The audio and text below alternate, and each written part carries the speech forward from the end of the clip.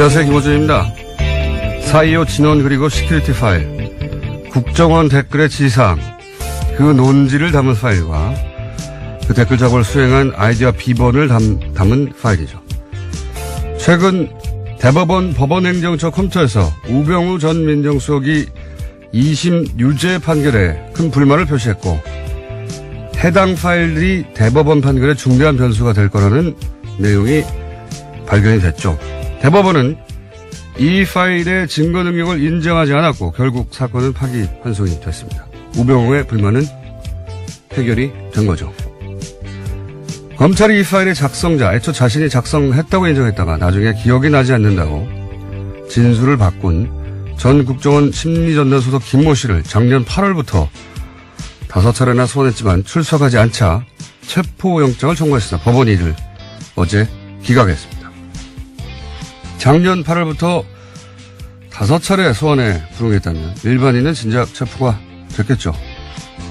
시민들이 검찰을 응원하고 사법부를 비토하는 풍경 최근 자주 벌어집니다. 이 생경한 풍경이 벌어지고 있는 이유, 사법부 스스로 제공한 겁니다.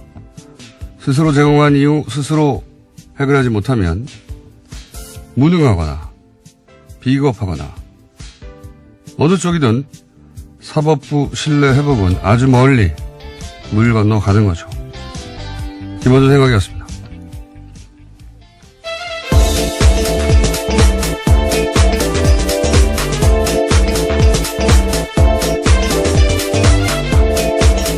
시사인의 김은지입니다. 체포영장이 기각됐다는 뉴스가 이렇게 구석에 처박혀 있나 모르겠어요. 네. 기각됐습니다. 네, 그러게요. 5차례, 저는 이게 작년 8일이라고 그러죠. 깜짝 놀랐어요. 예. 저도 소환에 불응해 봤는데. 몇 번 불응하셨나요? 아니, 이 정도로 불응할 수는 없어요. 예, 그렇죠. 5차례나 불응했을 경우에는요, 보통 체포영장을 쳐서 데리고 나옵니다. 2번, 뭐 그것도 이제 변호사 통해서 일정 조율하고 그러면서 한 2번, 뭐 어떨 경우는 특수한 상황이 되면 3번 이렇게 모르겠는데 작년 8월이잖아요. 작년 8월. 이게 언제부터입니까? 이게 작년 8월부터 했는데 아직도 안 나오면 체포해야 되는 거 아닙니까? 네, 그리고 참고인이 아니라 피의자라고 법원조차 밝히고 있거든요. 그렇기 때문에 반드시 나와서 설명해야 될 부분들이 있는데 나오지 않고 있는 겁니다. 네, 이분이 이제 검찰 수사를 하니까 이제 아프셨어요. 또 아프실 예정인 분들이 많잖아요. 이럴 때는 아프셔가지고 병원에 입원해가지고 계속 안 나오고 있다가 퇴원했는데도 지금도 안 나오는 겁니다. 네. 예, 저도 법정에서 여러 차례 봤었는데요. 기억상실 증언도 굉장히 많이 했습니다. 스스로도 기억력이 부족하다는 이야기까지 했었는데 이제는 아프기까지 하신 거죠. 처음에는 본인이 작성했다고 했어요. 예, 검찰에서는 그렇게 이야기했었습니다. 네, 했는데 나중에 이제 진술을 기억이 나지 않는다고 진술을 바꾸고 대부분은 그걸 받아들여 준 거예요. 예. 본인이 기억나지 않는다고 하니까 본인이 작성한 게 확인이 되지 않는다. 이거 얼마나 편합니까? 네, 자기 이메일은 다 맞고 누구와도 공유한 적이 없지만 첨부 파일만 기억이 안 난다라는 거였습니다. 기억이 나지 않으니까 대부분이 기억나지 않는구나. 그러면 안 되지 하고 증거 능력을 인정하지 않아서 이거 얼마나 편해요. 예, 저도 앞으로 이렇게 할 생각입니다. 무슨 문제가 생기면. 자, 첫 번째 뉴스가 뭡니까? 네, 이명박 정부 시절 국가정보원이 대북 공작금을 사용해서 전직 대통령 뒷조사를 했습니다. 10억 여원으로 김대중 노무현 전 대통령의 뒤를 캔 건데요. 검찰은 최종업 전 이명박 정부의 국정원 3차장 주도로 이러한 비밀 프로젝트가 실행됐다는 사실을 확인했습니다. 그리고 구속영장을 청구했는데요. 김대중 전 대통령 뒷조사는 데이비슨이라는 공장명으로 됐고요. 노무현 전 대통령의 뒷조사에는 연어라는 공장명이 붙었습니다. 데이비슨은 뒤에서 나온 것이고 연어는 이제 노무현 대통령 해외 비리가 있으면 그 사람들을 국내로 다시 돌아오게 만들겠다는 이런 뜻이 담긴 거라고 하던데. 네, 하지만 다 실패했습니다. 사실이 아니었어요. 예, 사실무근으로 판결이 나서 실패했는데 이게 이제 실패했기 때문에 드러나지 않을 뻔했던 거죠. 예, 그런데 이게 어떻게 드러났냐 재밌습니다. 갑자기 이름 생각납니까? 네, 오늘 원세훈 전 원장. 네. 제가 오늘 멍한 상태거든요. 중간중간에 도와줘야 돼요. 네. 수면 부족으로 멍하기 때문에. 원세훈 원장이 이제 국정원 자금을 유용한 사건을 뒤지는데 그 중에 하나가 호텔 스위트룸을 개인 용도로 빌렸는데 그 자금이 대북 공작금이었던 거예요. 네, 하필이면 대북 공작금을 손을 대서요. 줄줄이 엮이게 된 겁니다. 대북 공작금을 이용해서 대북 공작 능력을 조화시켰기 때문에 북을 이롭게 했으니까 빨갱이죠. 보수 진영의 논리로 따지면 어쨌든 근데 이제 그 자금을 뒤지다 보니까 비는 구석들이 있는 거죠. 그 비는 구석들을 또 따라가다 보니까 이게 나온 거예요. 예. 이런 게 요즘 보수에서 유행하는 단어로 말하자면 정치 보복인데, 근데 이제 그 용어로도 전혀 적합하지 않은 것이 보복이 되려면 김대중 노무현 두 대통령이 이명박 전 대통령을 굉장히 괴롭혔어야 되잖아요. 그런데 사면을 해줘서 정치를 복귀시킨 게 김대중 전 대통령이고, 그리고 청계천 한다고 했을 때 서울시장, 이명박 서울시장 시절에 중앙부처가 이거 협조해주지 않으면 안 되거든요. 보수 정권이었을 때 박원순 시장이 뭐 한다고 그러면 그렇게 못하겠어요. 노무현 대통령 때는 이거 해주겠어요. 네, 아예 국정원에서 보고서까지 쓰면서 공작을 했었던 바가 드러난 바가 있죠. 박원순 서울시장. 노무현 대통령 때는 이명박 서울시장이 청계천 복원한다고 하는 게 기본적으로 대통령 되기 위한 프로젝트였지만 그래도 물이 흐르는 게 낫다. 그래서 중앙부처 협조해주라고 했단 말이죠. 무슨 피해를 입기는커녕 도움을 받은 거예요. 기본적으로 대통령 가는 길로. 이게 최소한의 인간적 도의도 없는 이거는 그냥 정치 린치인 거죠. 린치.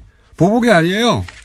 이명박 전 대통령이 한 것은 린치를 가했죠. 심지어 대북 공작금을 사용해서 그조차도 사실로 드러나지 않았다라고 하는 근데 건데요. 이제 뭐 이런 일이 있지 않았을까 짐작만 하다가 이번에 이제 원세훈 원장의 큰 도움으로 이분이 큰 도움을 많이 주시고 계세요. 예, 특활비도 이분으로부터 시작된 것이고 동상을 세워드려야 될까.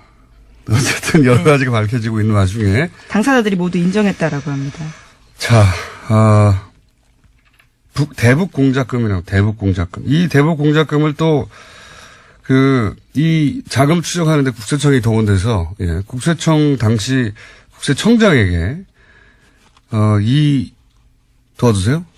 예, 이현동이라고요. 네. 당시에는 국세청장은 아니었고 서울지방국세청장이었습니다. 그렇습니까? 예. 그리고 나서는 마지막엔 국세청장이 됩니다. 했죠. 예. 그때 이제 이 공작금을 받았다는 겁니다. 예, 오늘 아침 동아일보 보도인데요. 이명박 정부 시절에 이현동 전 국세청장이 위 프로젝트, 그러니까 데이비슨 프로젝트를 도운 대가로 국정원 돈 받았다라고 합니다.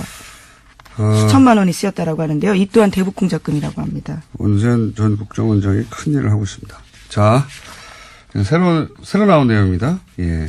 대북 공작금으로 전직 대통령들 뒤를 캐다가 실패했는데 실패했던 사건이 이제 드러난 겁니다. 대북 공작금을 사용했기 때문에. 자, 다음 뉴스는요? 네, 박근혜 정부 또한 세월호 참사 특조위에 대해서 조직적인 방해, 그러니까 공작을 했다는 사실이요. 검찰 조사 결과 확인됐습니다. 여기에는 새누리당 원내수석 부대표였던 김재원 의원, 조윤선 당시 정무수석, 그리고 해양수산부 고위 관계자가 방해 공작을 했다라고 하는데요. 최종 지휘를 한 사람은 이병기 청와대 비서실장이라고 합니다. 특조위가 방해받고 있다. 정부가 당시 박근혜 정부가 특조위를 방해하고 있다는 이야기는 특조위에서 활동하던 분들이 모두가 다 했었어요, 그때. 네, 심지어 당시에도 문건이 나온 바가 있습니다. 부정해서 예. 그렇죠. 그때는 이제 해수부 문건이 나왔는데, 예, BH라고요. 인정하지 않았었죠. 근데 지금은, 조사가 이루어져서, 누가 그 일을 주도했는지가 이제 특정되기 시작한 건데, 여기 또 의외로 조윤선 전 장관이 등장을 하네요. 해수부 고위 관계자야, 당연히 해수부 관을 붙여니까 등장을 했을 텐데 조윤선 정무수석이 당시에 이 사안에 관여했다. 네, 이 사안이 또 기소되면 조윤선 전 장관의 형량이 늘 수가 있겠네요. 아주. 네, 굉장히 구체적으로 장소와 시간이 특정되고 있는데요. 2015년 1월 달에 세 사람이 만나서 특정 호텔에서 만났다라고 합니다. 그러면서 박근혜 전 대통령 7시간 행적 등을 조사하려고 했던 특조위 방해 공작 논의했다라고 하는데요. 여기서 제로베이스라는 단어가 나온다라고 합니다. 그러니까 특조위 인원과 예산을 모두 축소해서 집행하라라는 의미로 보고 있다고 그러니까 합니다. 특조위 출범하기 이전 제로베이스처럼 만들어버리라 뭐 이런 의미였던 것 같은데 이게 이제 그 이후에 벌어진 일을 생각해 보면 당시에 그 여야가 추천한 특조위원들이 있었어요. 근데 어느 날 갑자기 이 특조위원들 기자회견을 여는 겁니다. 기자회견을 하고 나서 싹 빠져버리죠. 네. 심지어 여당 추천 의원들이 특조위를 비판하면서 나가는 겁니다. 그리고 나서 그때 이제 특조위에 파견된 공무원들도 있었거든요. 국무원도 싹 철수를 해요. 그러니까 야당 추천 인사들만 남았는데 공무원들이 도와줘야 부처에서 무슨 협조를 받죠. 아무것도 못하는 거예요. 근데 복사나 팩스도 보내지 못했던 상황이라고 저도 기억하고 있는데요. 그때 이분들이 사실 엄청나게 항의했는데 언론이 제대로 다뤄주지 않았었는데 생각해 보시면 보십시오. 당시 이명기 청와대 비서실장은 사실 국정원장 출신이죠. 예. 국정원에서 이런 일을 했던 것도 드러났었죠. 이 공무를 공작처럼 한 거예요. 예. 자기들끼리 모여가지고 이렇게 싹 특조위 활동을 방해하자 한 다음에 여당이 당시 새누리당이 추천한 특조위원들한테 기자회견을 시켜줘. 시키면 합니다. 시키면 해요. 그리고 공무원을 철수시키죠. 시키면 하는 겁니다. 다 이렇게 한 다음에 결국은 무력화해서 할 수 있는 두 손 들게 만든 거죠. 예. 이게 그거 알아야 합니다. 당시 이명박 박근혜 정부 시절에는 정권이 좋아하거나 싫어하는 일들은 공적 업무를 공작처럼 했어요. 자원외교 좋아하면 공작처럼 진행하고, 예. 예를 들어 세월호 특조위 싫어하면 공작처럼 방해하고. 이게 이제 정말 뒤져보면 어마어마하게 많이 나올 것 같아요. 그래도 된다고 생각했거든요. 그때 당시 정권. 당시 김재원 의원은 세금 도둑이라는 프레임을 만들어서 특조위를 굉장히 비난했었는데요. 하지만 이에 대해서 김재원 의원은 조윤선 수석과 해수부 고위 관계자 따로 만난 기억 없다라고 현재로서는 부인하고 있다고 합니다. 글쎄요, 기억은 없으실 수 있겠죠. 불리한 기억은. 예, 특별한 상황에서. 근데 이제 이게 이 정도 나왔으면 제가 보기에는 곧 기소가 될 것 같네요. 예. 네, 해수부 차관과 해수부 전 장관들이 피의자 신분으로 나와서 이와 같은 사실에 대해서 진술하고 있다라고 합니다. 그러니까요. 이미 그때 만났던 그 자리에 있었던 사람들이 얘기를 하고 있으니까요. 자, 다음 뉴스는요. 네, 현직 검사가 자신이 겪은 성추행을 폭로했습니다. 서지현 창원지검 통영지청 검사인데요. 서 검사는 가해자로 당시 법무부 간부 안태근 검사를 지목했습니다. 당시 법무부 핵심 간부에게서 사과받기는커녕 인사상 불이익까지 당했다라고 이야기하고 있는데요. 또 성추행 사실을 당시 최교일 법무부 검찰국장, 그러니까 현재 자유한국당 의원이 앞장서 덮었다라고 주장도 했습니다. 저는 이 서지현 검사 인터뷰는 우리 사회의 이제 보수성 그리고 현재 여성의 사회적 지위 혹은 검찰 조직이라는 특수성을 다 감안했을 때 개인적으로 굉장히 역사적 인터뷰라고 생각합니다. 네. 왜 역사적 인터뷰라고 아마 두고두고 이정표가 되는 인터뷰가 그런 인터뷰로 기록이 되지 않을까. 굉장히 힘든 인터뷰군요, 이게. 네, 굉장한 용기를 냈다라고 봅니다. 예. 이 인터뷰 본인도 용기를 냈겠지만 인터뷰로 인해서 많은 같은 처지에 있는 여성들이 위로도 받고 격려도 받고 그리고 용기도 되고 그래서 더 적극적인 폭로로 이어지는 이제 계기가 됐으면 좋겠는데 이게 헐리우드의 제작자 하비 웨인스타인인가요? 예. 네. 그 사람에게 당했던 알리사 생각이 안 나네요. 네, 제작자와 배우들이 많습니다. 네, 예, 많습니다. 최초 폭로가 알리사 도시 이름인데 이탈리아 기억이 안 나네요. 알리사 못 로마인가요? 알아들어서 죄송합니다. 알리사 로마인가요? 베네치아인가요? 밀라노인가 합니다. 밀라노의 폭로로부터 시작된 건데 그래서 미투 해시태그가 전 세계를 휩쓸었죠. 예, 작년에 올해의 인물로 뽑히기도 했습니다. 이와 관련된 인물들이요. 우린 조용했어요. 예, 그런 일이 없어서가 아니라 그 일을 공개했을 때 입을 수 있는 피해가 굉장히 두려웠던 거죠. 예. 예, 꽃뱀 취급을 받는다. 이렇게 걱정을 했을 것이고 혹시 조직에 괜히 피해 평지 풍파를 일으키는 거 아닌가. 그러니까 스스로 자책하는 거죠. 스스로 자책하고 이 사회 시선을 내면화해서 잘못은 내게 있는 게 아닐까. 매 맞는 안에 증후군 같은 거죠. 예. 그런데 이제 그걸 서지현 검사, 현직 검사를 깨고 등장한 겁니다. 저는 대단한 인터뷰였다고 생각이 들고 이걸 제가 했어야 되는데. 네, 어제 원래 글을 먼저 올렸었는데요. 관련 글에서는 캠페인이 미투 해시태그 달았다라고 합니다. 네. 그리고 관계자들의 반론도 말씀드려야 될 것 같은데요. 안 전 국장은 오래된 일이고 술 마신 상태라 기억이 없지만 있었다면 사과한다라고 하고요. 최교일 의원은 전혀 기억이 없다면서 왜 나를 끌어들였는지 이해하기 어렵다라고 주장하고 있다고 합니다. 예, 밝혀지겠죠. 예. 어쨌든 저는 서지현 검사 응원하고 제2, 제3회 서지현이 계속 나오기를 응원하고 이 인터뷰 자체가 이정표로 기록될 역사적인 인터뷰였다. 저는 그렇게 생각합니다. 다만 아쉬운 것은 내가 했었어야 하는데.